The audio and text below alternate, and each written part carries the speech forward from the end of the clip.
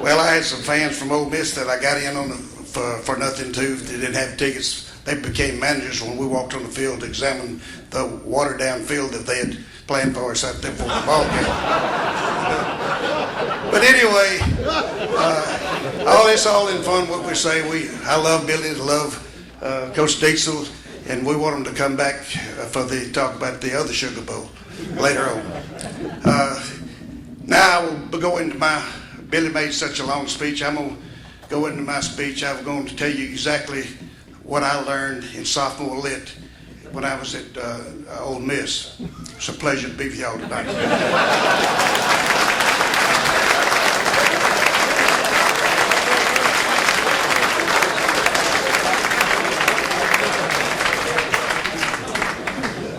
Next is a Moss Point native who lettered for Ole Miss from 1957 through 59, an All-SEC performer as a tackle, guard, and a place kicker who played for the Washington Redskins. He's a member of the Ole Miss Team of the Century, inducted into the Ole Miss Athletic Hall of Fame in 1993 and the Mississippi Sports Hall of Fame in 2000. He recently retired as chancellor of the University of Mississippi. He is a great friend of the Jackson Touchdown Club, Robert Khayat. Thank you. It is great to be with you all, and brevity is a virtue, so we're going to move on with get my part done quickly. Sometimes you all who weren't members of teams don't really know the background on teams and what goes on sort of in the private world of the athletes. And I want Bob Benton to stand up. Bob, would you stand? Bob was a really great tackle and on that team. And his roommate was Richard Price, who's going to speak. Now, Richard, I'd like you to stand, please, because I want these people to see Richard and Bob, okay? Now, let me tell you a little background story. Richard is as tough as anybody ever was. That's just a fact. Anybody in the history of mankind. Cain, Abel, I don't care who it was. And Bob, who we call Hot News, because he always knew what was going to happen, Hot News, it may be the strongest football player we ever had in the old days. And they roomed together.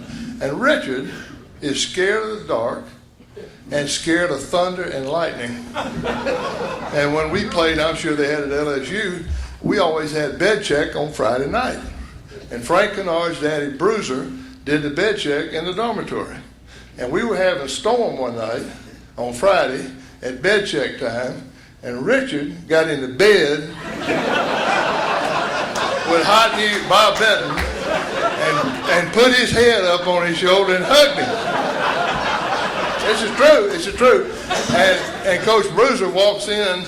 He says, "Excuse me."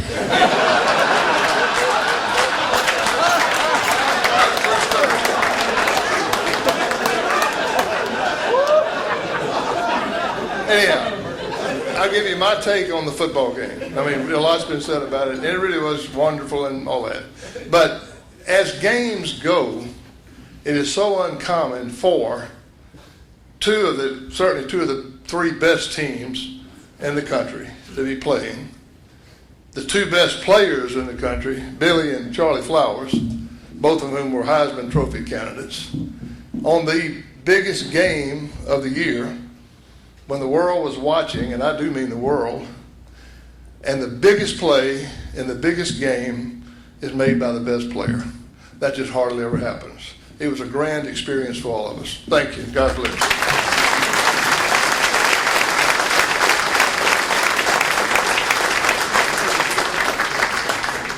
And next we'll hear from the Vicksburg native who played left guard for Ole Miss and lettered for the Rebels from 58 through 60. He was inducted into the Ole Miss Athletic Hall of Fame in 1994, and the annual J. Richard Price Courage Award is named in his honor for deserving player during spring drills. Please welcome with me, Richard Price.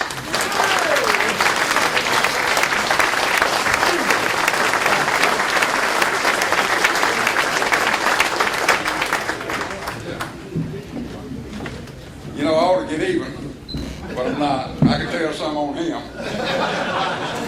But, you know, he's a chancellor. He's a big dog. Can't say that about the chancellor now. He got up above the rest of us.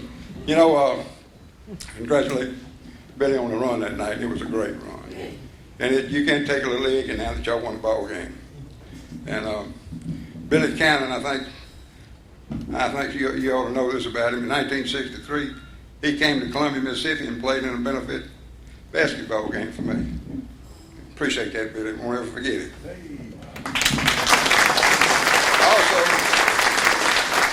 Also, we had a party for Coach Vaught. I couldn't make it on his birthday at Oxford. But the Cannon showed up. Spent some time with Coach Vaught. So, you know, even though he was the opponent, like Waxy said, he is also a good friend. We respect the athlete he was, respect the man that he was. You know, this weekend, 50 years ago, was an unusual day to start with. Things were just, it was different. We've been standing outside of the Belmont, and Coach Vaught moved us uptown. I can't even remember the place we stayed at. But that night, they had a bunch of LSU folks doing all this cheering and everything. And they got an old dummy, put 41 on it, and burnt flowers at the stake out there. Flowers are superstitious. He got scared. Seeing flowers scared, I got scared. So, you know, we started off wrong. Well, that night they had those cheering squads out there all night long and tried to keep us. It didn't bother me, though. But the next day, you know, something happened that I don't think has ever happened or ever will happen again to an Ole Miss football team. My wife of 50 years now was my girlfriend then. And I'd given her 4 tickets to go to the ball game. Her and a roommate, Bob's wife now, Betty, and another friend. Well, when we got to Baton Rouge, you know, Coach Vaught kept us secluded. We couldn't talk to anybody.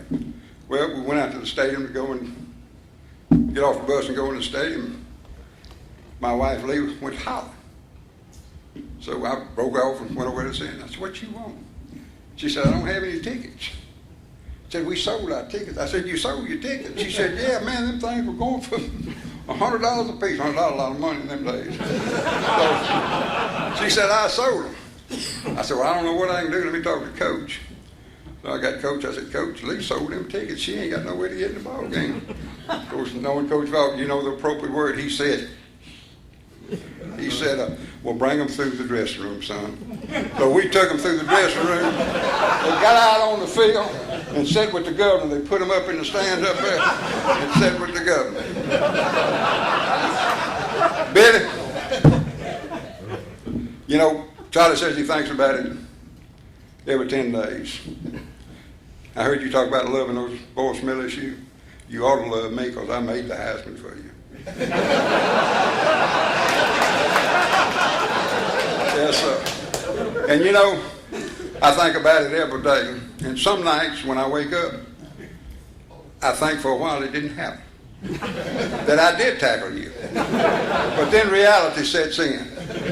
And it all comes back. It's a pleasure to be here, and thank you for asking.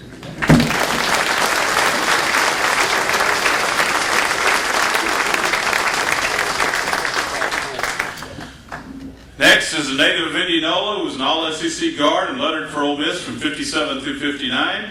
He was later named to the All-SEC decade team for the 50s, played professional football for the AFL's Dallas Texans, won a title with the Texans, and at that time was the longest football game ever played in pro ranks. And he played for the Kansas City Chiefs and the CFL's Toronto Argonauts. He's a member of the Ole Miss Team of the Century, inducted into the Ole Miss Athletic Hall of Fame in 1988, and the Mississippi Sports Hall of Fame in 2001. Would you please welcome with me, Marvin Terrell!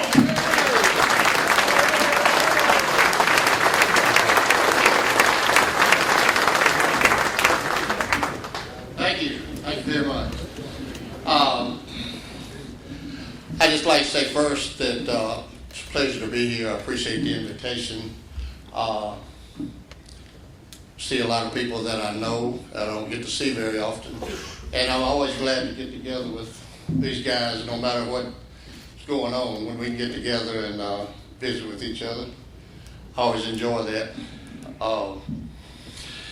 You know, I kind of listened to talking about the ball game Halloween night, and before I forget, Coach Dietzel. I always remember Coach Dietzel, but believe it or not, tonight was the first time I'd ever met him. I shook hands with him tonight, even though it's been 50 years ago since we played. And of course, I saw Billy when we were playing in the AFL together, but anyway, it was nice to finally meet Coach Dietzel. I was fortunate enough to go through Ole Miss at a very good time. I was a freshman in '56 and finished in '60, and those 4 years, of course, you know, Billy said we played freshman ball back then. And then when I got on the varsity in '57, I played 57, 58, and 59. And I'm kind of a numbers guy. I like to keep up with the numbers, you know, and what went on. And I know we're here to celebrate the 50th anniversary of the '59 game, but I'd like to take just a second and talk about the teams that I was fortunate enough to play on. In 1957, we played 11 ball games. We lost 2. Beat Texas in the Sugar Bowl. One, excuse me, I'm sorry. Lost 1. And then in '58, we lost 2 and beat Florida in the Gator Bowl. And then in '59, we lost 1 and we beat LSU in the Sugar Bowl. Well, that's 33 ball games. We were 28, 4, and 1. We tied Mississippi State in '57. They didn't have sudden death back then, so we tied State. That was the only touchdown they scored in 3 years. But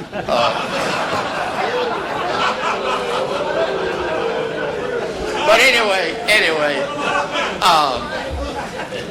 as has already been said, you know, in '59 we only gave up 21 points in 11 ball games, and we scored 350. So back in those days, you know, you played both ways, and just to show you that we not only played defense, we played offense too. I went back through some records, and some of you may have already done this. But in the 33 ball games that we played from '57 through '59, we scored 848 points and gave up 138. And as I say, we were 28, 4, and 1. But that's a lot of scoring. And we owe it to these guys over here, and Art Doty and Bob Benton and Billy Ray back there. Yeah, we were all together. But anyway, I don't want to take a lot of time. I just wanted to say that, you know, that was one of the highlights of my lifetime, besides my family and everything. That the 4 years I spent at Ole Miss were great, and I appreciate being here tonight, and thank you very much.